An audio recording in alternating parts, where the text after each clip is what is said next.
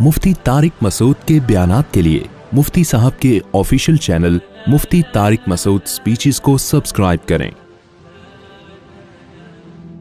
اور اللہ کے حقوق میں سب سے پہلا کام جس کے بارے میں قیامت کے دن سب سے پہلا سوال ہوگا، وہ سوال کیا ہوگا؟ نماز کا۔ حقوق العباد میں قتل کے مقدمے اللہ سب سے پہلے دیکھے گا۔ سب سے پہلے سزا کس کو ملے گی؟ قاتلوں کو۔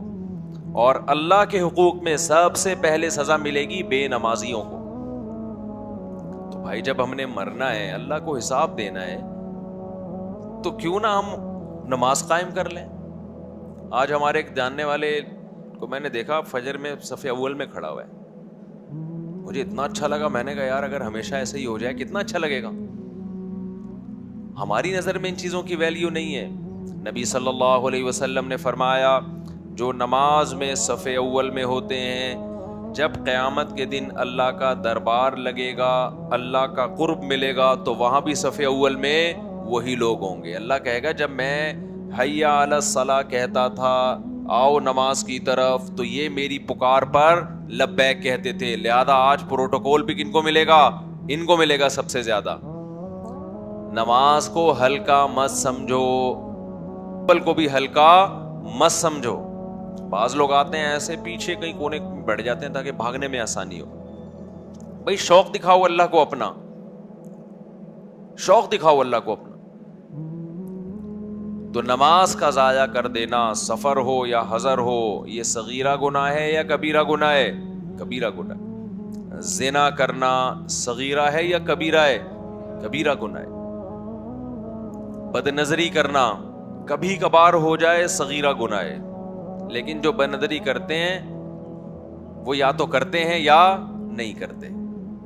لوگ کہتے ہیں نا یار کبھی کبھار ہو جاتا ہے، تو صغیرہ میں کہتا ہوں کبھی کبھار نہیں ہوتا۔ جو بد نظری کرنے والے ہوتے ہیں ان سے کبھی کبھار وہ ٹھرکی ہوتے ہیں ایک نمبر کے۔ ان کو تکلیف ہوتی ہے کہ کوئی انٹی گزر گئی اور ہم نے دیکھا نہیں، تو ہماری جنرل نالج ابھی مکمل نہیں ہوئی ہے۔ نالج کے لیے نا ان کو یہ کام کرنا پڑتا ہے۔ پھر بھی انسان کبھی کبھی خدا نخواستہ ہو گیا تو صغیرہ گناہ ہے، توبہ کرے، نمازوں سے معاف ہوتا ہے۔ لیکن یہ جرم ایسا ہے جو بار بار کیا جاتا ہے، بار بار، اور صغیرہ گناہ جب کثرت سے کیا جائے تو کیا بن جاتا ہے؟ کبیرہ گناہ۔ آج کل اچھا نہیں لگتا بولتے ہوئے بار بار، ایک لڑکوں میں عادت ہے اپنی خاص سے اپنی خواہش پوری کرنا، کبھی ہو گیا خدا نخواستہ تو صغیرہ ہے، عادت پڑ گئی ہے تو کیا ہے؟ کبیرہ ہے۔ اور یہ کبھی جس کو ہوتا ہے تو وہ جو نہیں کرتا وہ کبھی بھی نہیں کرتا، اور جو کرتا ہے وہ کرتا رہتا ہے۔ چھوڑو، تو میں جلدی سے ایک نسخہ بتاتا ہوں کہ جو گناہ کی عادت پڑ گئی ہے، جیسے نماز چھوٹ رہی ہے، بد نظری ہو جاتی ہے۔ دیکھو حج تو زندگی میں ایک دفعہ آتا ہے، وہ بھی ہر ایک پر نہیں ہے، اور مہنگا اتنا ہوتا جا رہا ہے کہ پتہ نہیں کل غریب آدمی کے لیے ممکن بھی رہے گا کہ نہیں رہے گا۔ تو یعنی مالداروں کے لیے بھی پتہ نہیں ممکن رہے گا کہ نہیں رہے گا، اتنا مہنگا ہوتا جا رہا ہے حج۔ ہماری کرنسی ڈی ویلیو ہو رہی ہے نا۔ تو ایک کام کر لو آج، پکا عزم کر لو، بلکہ دو کام ہے تو ایک ہی کام، لیکن اس ایک کام کو کرنے کے لیے دو کام کرنے پڑیں گے۔ وہ ایک کام جو کرنا ہے وہ تو یہ ہے کہ یہ آج سے فیصلہ کر لو کہ زندگی ہم نے کبیرہ گناہوں سے پاک کرنی ہے، ہم ان گناہوں کو لے کے قبر میں نہیں جائیں گے۔ یہ عزم کر لو۔ اس عزم کے کو پورا کیسے کرنا ہے؟ سزا رکھو گناہوں پہ اپنے اوپر۔ بد نظری نہیں چھوٹتی، آپ بولو ایک دفعہ کسی انٹی کو دیکھا، چاہے انٹرنیٹ پہ دیکھا چاہے کہیں بھی دیکھا، ایک دفعہ کوئی بھی گناہ کیا تو میں اتنے پیسے صدقہ کروں گا۔ سمجھتے ہو کہ نہیں سمجھتے؟ سزا دو میرے بھائی اپنے آپ کو بے لگام مت چھوڑو کہ جیسے جا رہا ہوں جانے دو اپنے آپ کو، نا نا نا نا نا، سزا دو اپنے آپ کو۔ روزہ رکھ کے سزا دو، یا صدقہ کر کے سزا دو، یا نفل نماز پڑھ کے سزا دو، اور سزا پہلے سے متعین کر لو، اس وقت متعین نہیں کرو۔ آپ یہ سزا متعین کرو، آئندہ میں نے کسی عورت کی طرف غلط نظر اٹھا کے دیکھا ایک ضرورت کی وجہ سے کسی کو دیکھا جاتا ہے وہ ایک الگ بات ہے. آپ دکان میں مال بیچ رہے ہیں, خاتون آئی ہے, تو وہ تو ایسا نہیں ہو سکتا کہ آپ ادھر ہی دیکھتے رہو. یہ کسی خاتون سے بات کرنی پڑ گئی ہے اور آپ کی نیت میں کوئی فطور نہیں ہے, تو اس میں بھی اللہ سے امید ہے انشاءاللہ گناہ نہیں ملے گا. لیکن ایک ہوتا ہے باقاعدہ میں نیت کرتا ہوں دیکھنے کی کہ ہے کیا سامنے. یہ چل رہا ہے آج کل.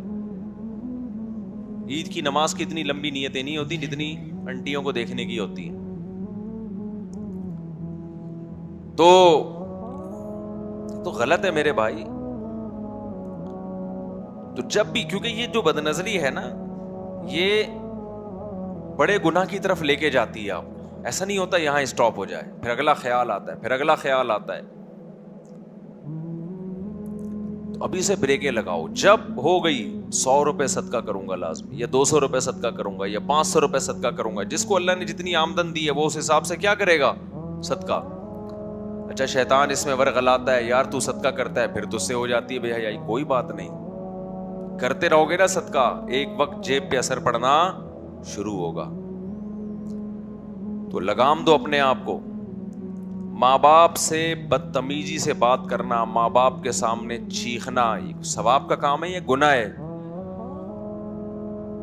بچنا لازم ہے نا. تو لوگ کہتے ہیں ہم سے بچا نہیں جاتا. آپ کا باپ بھی بچے گا, اب دیکھنا. جب باپ سے بدتمیزی سے بات کی ہے, جب غصہ ٹھنڈا ہوا, فوراً 500 روپے لے جا کے کہاں ڈال دیے, مسجد کے ڈبے میں ڈال دیے, یا کسی فقیر کو پکڑا دیے. ٹھیک ہے جی, بدتمیزی کی ہے تو اس کا جرمانہ. سگنل توڑتے ہو, پولیس والا روکتا ہے, لال بتی توڑ دی آپ نے, آپ کہتے تو میری عادت پڑ چکی ہے, ایکچولی مجھ سے نہیں برداشت ہوتی بتی میں نہیں جانتا. سگریٹ, وہ پولیس والا کہے گا ٹھیک ہے جی آپ کو عادت ہے سگنل توڑنے کی, ہمیں عادت ہے جو سگنل توڑے اس سے پیسے لینے کی. کیا کہ چھوڑ دے گا آپ کو, کہ چونکہ آپ یوز ٹو ہو چکے ہیں, وہ بھائی پیسے لے گا. تو آپ سے بھی جب خدا کی نافرمانی ہو, آپ کیا کرو, اللہ کے غضب کو ٹھنڈا کرنے کے لیے پیسے دو. اس سے آہستہ آہستہ وہ گناہ انشاءاللہ چھوٹے گا.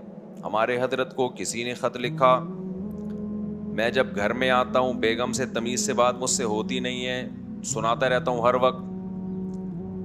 جب شادی نہیں ہوتی تو کیسا بھاگ رہا ہوتا ہے پیچھے, ایکچولی اور ایسے میٹھے اخلاق سے بات کرے گا, مجھے تھپڑ مارنے کا دل کرتا ہے اتنے میٹھے اخلاق پہ. لگتا ہے ڈرامے بازی کر رہے ہیں. لوگ کرتے ہیں اس طرح لڑکیوں کو پھنسانے کے لیے. آپ تجربہ کر کے دیکھ لو. فون آپ کرو, اپنے کسی دوست کو فون کرو, اور بھائی کیا حال ہے, وسیم بھائی کیسا چل رہا ہے. وسیم ایک دم بولے گا ہاں الحمدللہ یار, بس میں ختم کر رہا ہوں. فوراً بولے گا ہاں بھائی بڑے زبردست چل رہا ہے, اور یار بتا, اچھا یار میں بھی ذرا بزی ہوں, پھر بعد میں بات کروں گا. بیگم کو فون پکڑاؤ, بیگم ذرا وسیم کو فون کرو, تم اس سے پوچھو دعوت میں کب آ رہے ہو.